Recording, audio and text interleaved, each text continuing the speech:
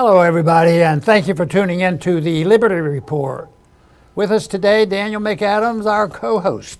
Daniel, good to see you today. Good morning, Dr. Paul. How are you this morning? Good. We're going to deal with money and war. There's too much money supporting too many wars. That's it, exactly. So let's change all that. But few people might be waking up. There's a little bit more attention. We don't have a magician at the speakership.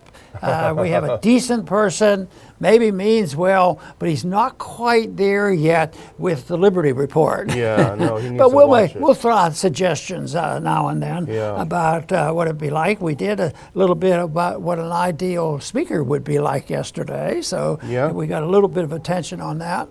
That was supposed to be a little bit of fun, or a dream, I guess it is. Yeah, really. But the one article we want to start off with, matter of fact, we have the subject is all around every place. And the one is the House Republicans unveil $14.3 billion bill for Israel. Oh yeah. So we got to do that. More this bombs. is the first time they get a lot of money from us. They do, yeah. But Egypt gets a little bit. They get a couple bucks. They get it. Keep quiet, make friends, and keep the scheme going. But no, it took a lot of negotiation. It was really involved in getting a new speaker. And the speaker before, and I think we mentioned this, was not 100% consistent on it, but he basically didn't like sending money into Ukraine. But would you agree that he's not too bashful about making sure that this $14 billion gets spent for the benefit of Israel? I don't think there's any hesitation about that. No. But the whole thing is there's no money in the bank, and there's always some way to do it. But if you own an empire, and it's the biggest probably in history, and you have a reserve currency that has probably been the strongest of all history and maintained so much control over the world. It limps along, keeps going, but what we're seeing now are some breaking in this. Not everybody. There were times, and you'll recall, we'd have a vote on the military budget. I think 4 or 5 people would vote against it. Yeah. Now they actually have half decent debates on this. How long do we do it? They wake up, $120 billion we spent for that mess in Ukraine. It was illegal and unconstitutional. So yes, they're waking up, but I would say a little late. My argument has always been, why does it take 10 or 15 years to say, this isn't a very good idea? Even in Vietnam, there were people, not very many, but they're saying, stay away from this. This could lead to a lot of trouble and a lot of deaths. And it was a total disaster, for us. So the evidence there for a decent society and a decent, reasonable foreign policy is available to it. So to me, it's always so sad to see the conclusion, and that's what they're fudging about right now, as if we just shift this money around, and all of a sudden we'll have more money if we do this, put it in here and take it out of here. I keep thinking, if you have a program, but you have to always take the money, which has been suggested, take it from something. But what if the budget is proposed at $100 billion, and you take away from the $100 billion and take it down to 80? Did you really save the spending?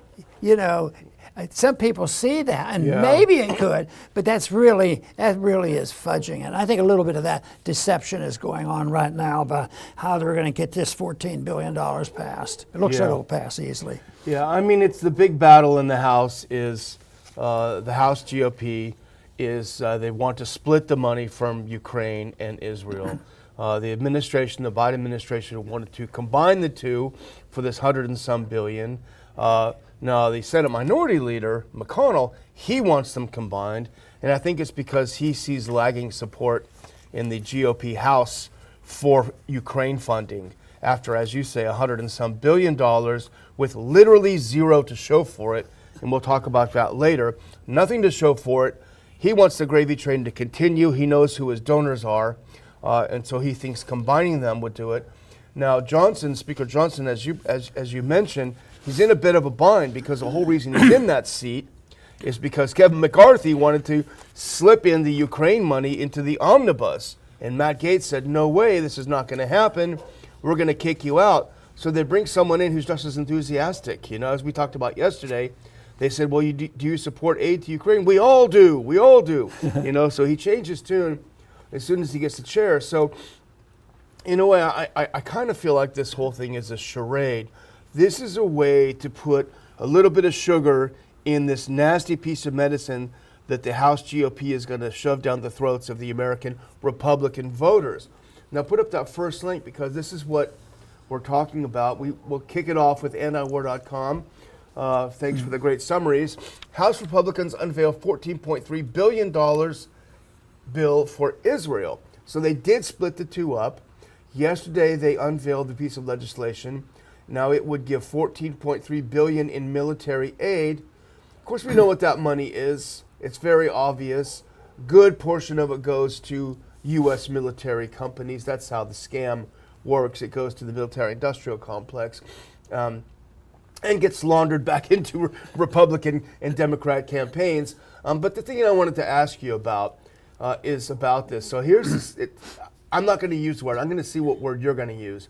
But so their big idea is, hey, we're going to send that $14.3 billion to Israel, but guess what? We're going to cut $14.3 billion out of the IRS.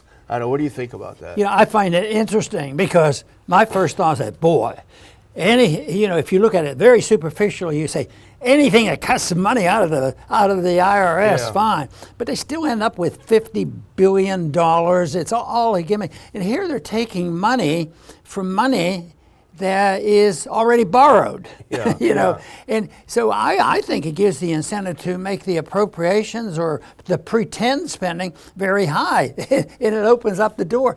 Because we even have taken a position, you always have to cut someplace, and I heard Johnson saying the same thing, and I think he used this as an example, but this is impure. This is not really cutting it out. This would have to involve, literally, if you have a military-industrial complex budget and you actually take the money out and they have less money for airplanes that don't work, and they cut back on the budget. They don't even consider that. It's always a gimmick, but the whole system is a gimmick. The system of fiat money is a gimmick, borrowing money. And the dependency on it, that I keep saying, the dependency of it depends on the authenticity and the ability of the empire to maintain its stature, and that's what's happening right now. I would think Zelensky is losing ground, but what about the Americans that have supported that? I mean, that war's over, and yet not many people. The Congress is starting to wake up because the people. How much more money are we going to pump in there? That to me is also a healthy attack on the empire, that they ought to stop and call us up and ask us, well, what do you guys think we should do about foreign policy? Let me know when he calls. Yeah, I will. Or whoever it is going to call. Yeah. Well, you also mentioned that without cutting any specific programs from the IRS, it's just kind of a gimmick. Gimmick. I think It you used is that a word. gimmick. In fact, that's my notes right here when we were talking about it. Well, let's go to that next clip because it's from the same article, and it goes a little bit more into the battle. The White House is unhappy that the GOP bill separates the money for Israel from the money for Ukraine, Taiwan, and, quote, the border. The Rules Committee is going to take up that legislation tomorrow, Wednesday. Due to the IRS cuts and lack of Ukraine funding, this Israel bill could fail to make it through the Democrat-controlled Senate. It's one of the first to be introduced under new House Speaker Mike Johnson, who vowed making supporting Israel his first priority when he was elected, and he has delivered on making a foreign country his first priority. But I'm going to say something, Dr. Paul, because we've talked about this, and we've experienced it. I think this is a charade. I think they know that they're kind of in hot water with this, spending a bunch of money with the Republican base. And so there's a little thing. We've seen these games before. What I think is going to happen is this is all for show. The House is going to put this bill in, knowing that the Senate will say, absolutely not, it's not going to work. And so when it gets to the conference committee and the two of them reconcile it, they'll come out with some sort of Hegelian compromise, the synthesis of the two, which will be the worst of both worlds. And that'll be the final vote, and the Republicans will say, well, we did try. We did introduce that bill that separated them, but at the end of the day, who's not going to step up and support our greatest allies in Europe and in the Middle East. There's no way. You know, the gimmick also that they use is we'll give you this money on condition that we know where it's going, but we never monitor it. You know, we're not allowed to do it. But there was listed in that there's an effort here, and in the article of Congress headed for Showdown on Zero Hedge said that in particular, if they want to hand them, when we hand them the money, we're going to hand them a list. Yeah. And the list is interesting because it was written by Mike Garcia, I think a very decent person, because it would be nice if we could do this. It's a hint of what we should do. It informs Biden that Congress, written by Mike Garcia, informs Biden that Congress won't authorize any additional funds for Ukraine unless, now this is if this happens, unless the administration answers a dozen questions about the path forward. Wow. You mean to know what we're doing and whether it's a real war and when it's over and what is the goal? Yeah. Okay, so now we're asking questions. Chief among them, how Biden and Ukrainian President Zelensky plan to win the war against Russia and how long it might take. You know, a little bit too little, too late. Yeah, yeah. It won't work, but at least they're. And once again, it may be your cynical approach. This is just for the people. Yeah, yeah. So they're going to ask questions now before they give it out. But how many questions will they ask on the entire budget? How many questions will they ask about profiteering in the military-industrial complex, where it doesn't do anything for our national defense? Yeah. Well, we've seen the movie before on this too, because they're going to go back to the constituents and say, well, we did not give them a blank check. We asked some very tough questions, and they gave us some very detailed responses. And the detailed response is going to be some dweebs in the State Department writing 40 pages of blah, blah, blah, blah, blah, complete in their delusion. That's what it's going to be, and they're going to be able to come back and justify this vote to their constituents. And this is the article we're talking about, the other one, which is a good compliment if you want to read up on it. This is from Zero Hedge. It is Congress headed for showdown over Ukraine and Israel funds, as Massey and Green say. Now, I think showdown, Dr. Paul, makes it unnecessarily dramatic. I could be wrong, I don't see a big group in either party voting against this. I don't think there's any question that this is going to pass. If you go to the next one, this is what you were talking about, Mike Garcia. And I wonder where he's from in California. I should check that out. He's from California. Yeah, I wonder what part, because there's the Republican part. there's not much of that left. But okay, so how they plan to win the war against Russia? You're right. I mean, okay, how about asking these questions maybe a year and a half ago? Instead of. But this is what we see over and over. We saw it with COVID. We saw it with Iraq way back then. You get the public worked up into a frenzy. Remember last, when the Russian invasion first started, everyone was worked into a frenzy, and there's only one or two we know of, Senator Paul, who said, hang on a minute, why don't we just check and see where this money's going? But everyone else, remember, they just bulldozed him for saying that. And the same thing now happened with the Israel thing. There's only one side of the story. We've got to rush and give them money. And then, as we easily predicted, in a couple months, people will calm down a little bit and say, now, wow, it wasn't as cut and dried as we thought. And same with COVID too. We got to give Fauci unlimited power to control our lives. And oh wait, hold on, a bunch of people died from the shots and this and that and the other. So it's this crazy kind of thing where hysteria seems to run the game here. It also is a reflection of the power of the propaganda machine, because the people didn't know much about it. There's still a few who don't even know where Ukraine is. Yeah. So when this came out, what did they hear nightly? This yelling and screaming. Putin's coming. Yeah, and delusion is a common frailty of the people when it comes to listening to the propaganda, especially if there's something in there for them. In somewhere they'll throw some bones, to the people. It's good for jobs. Yeah. We don't even send that money overseas. We send it directly to Boeing or something. And it's good, and that's another reason why there's such a discrepancy between some people getting richer and some people getting poorer. Yeah, absolutely. Well, I just want to do a couple of things, because we got to get some credit for Marjorie Taylor Greene, who we know is a mixed bag, but she tweeted this out yesterday, or she posted it on X yesterday. She said, "I'll be voting no on all funding packages for the Ukraine war, as I have from the beginning, and now the Israel war. We've had over 10 million people illegally cross our borders since Biden took office, and we're over $33 trillion in debt." Well, I'll just cut it off there. So she says, no way, I'm not voting for either one. And Thomas Massey, if you go to the next one, we showed the poll yesterday, but he says, this week, the House will vote on $14.5 billion in foreign aid package for Israel, in addition to the $3.8 billion that already passed. I will be a no vote.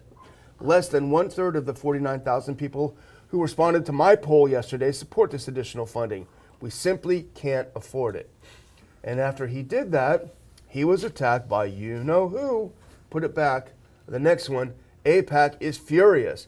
And here's how they play the game, Dr. Paul. First of all, they completely slander the so-called squad. And this is AOC and Rashida Tlaib and Ilhan Omar and the others as being in the bag for Hamas. Now, I'm not defending them. They're certainly not our cup of tea.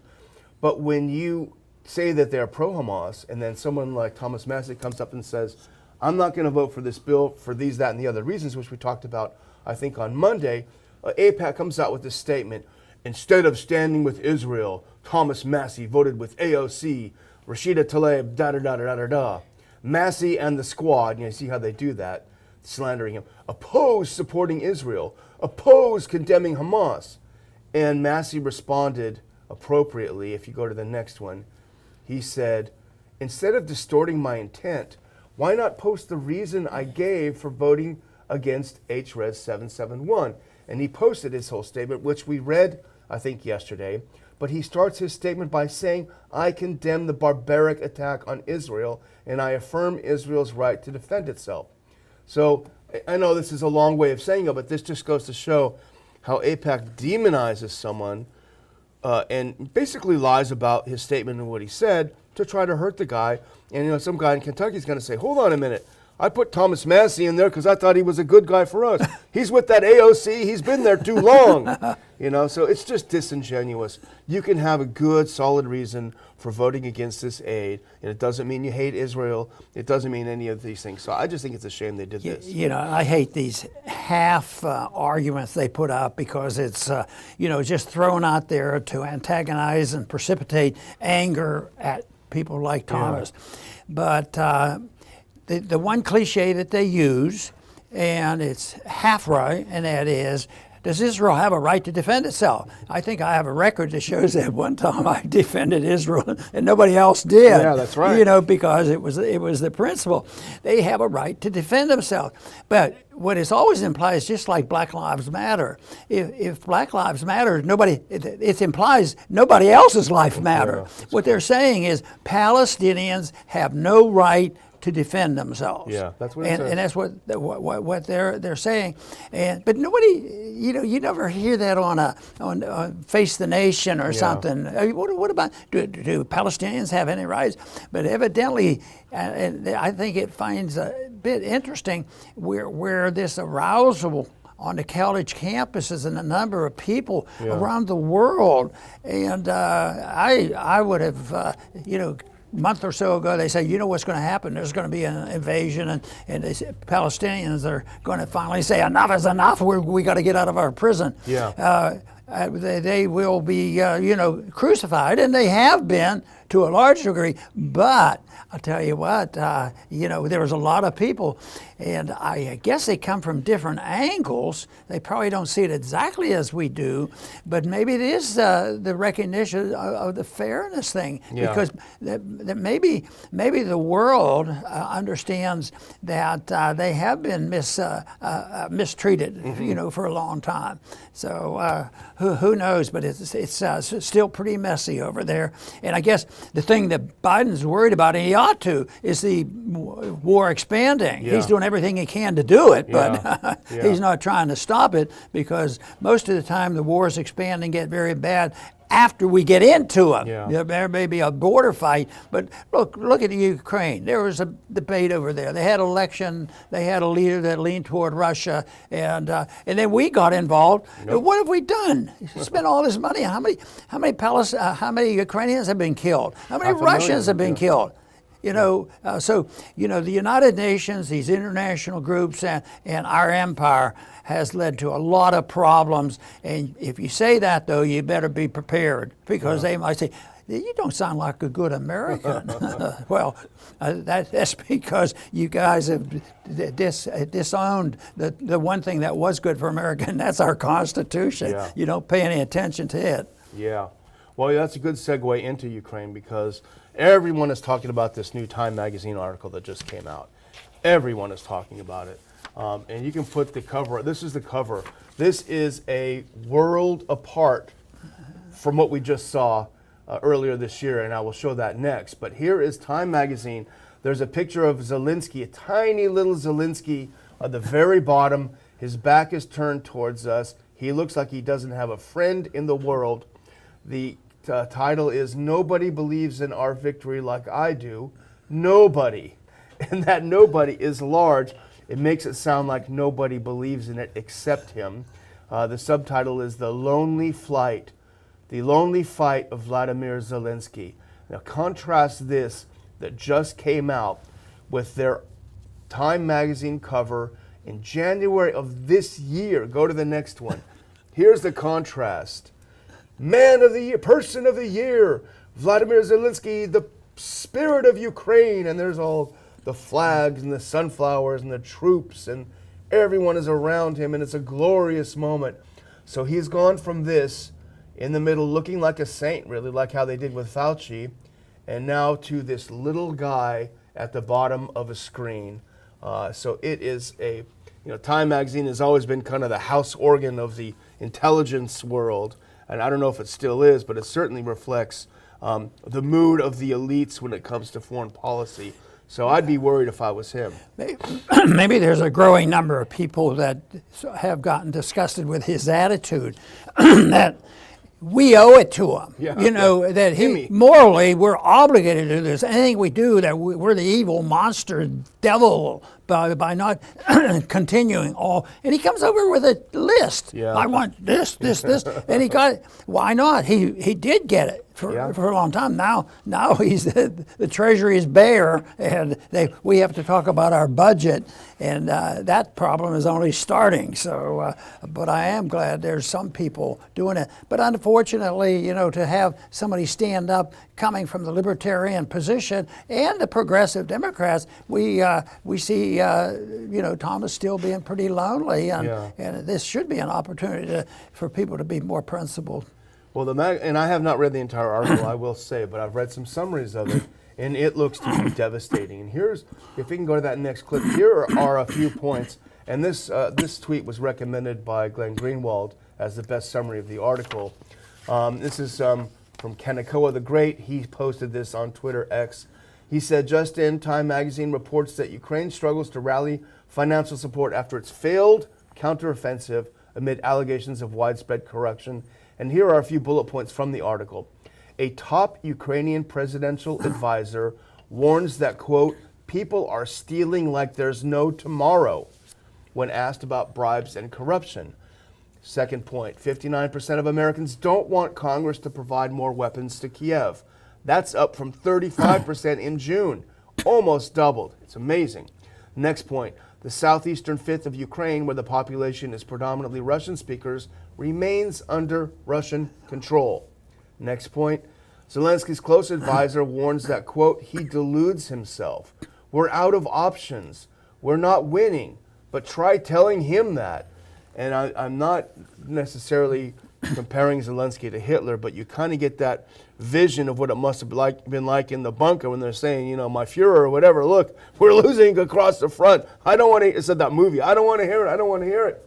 So go to the next one, just a couple more points from the article, I think, if you don't mind, Dr. Paul, because I think it's very important. I mean, this is one of the house organs of the elites. Ukraine's shortage of soldiers is more dire than its deficit in arms and ammunition. Now, you can send more arms and ammo, But unless we're going to draft Americans, you can't send more soldiers, Dr. Paul. The death goal has surpassed 100,000 on each side. They're drafting the elderly. Corruption remains widespread, despite Zelensky firing numerous officers and defense minister. Zelensky's worried that the focus of Ukraine's allies in the U.S. and Europe and the global media has already shifted to Israel, Palestine, and Gaza. That's true. And this person who posted it concluded by saying, why are Time magazine and the corporate media now starting to throw Ukraine and Zelensky under the bus? Good question. It sure is. You know, when war's end, usually you hear hints about it coming because there will be temporary ceasefires and ceasefires persist and negotiations and talk.